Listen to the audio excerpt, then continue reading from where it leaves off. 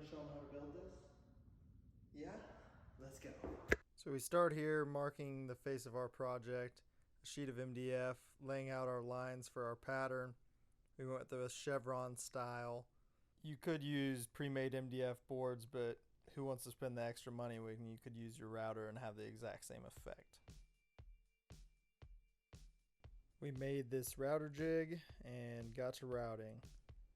You're starting to see a trend here. It's we don't like to pay for things if we don't need to.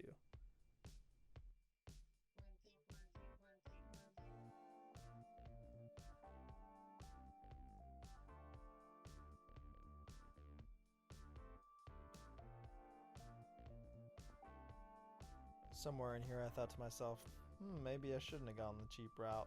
This is definitely taking longer. Too late to turn back now.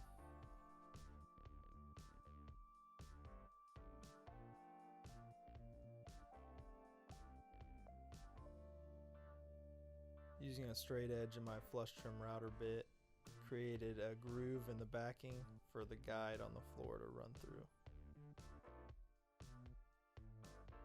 Here I'm fastening our 3/4 inch plywood backing to our face sheet. We use wood glue and some finish nails.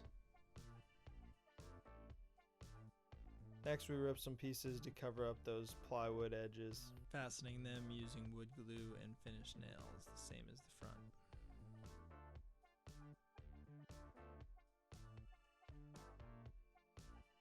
Here we are using a flush trim router bit to flush up the edges. Then we got it ready for paint. We started by brushing all the cracks. These were kind of a pain to get from all angles. Ended up having to touch up a couple spots. From there, broke out the new Graco variable speed sprayer, and this thing puts on an awesome finish. After this first coat, had to sand it all down. Painting with the paintbrush and those cracks left a pretty good ridge on the face. So sanded it all down and put another coat on it with the Graco. Turned out looking nice.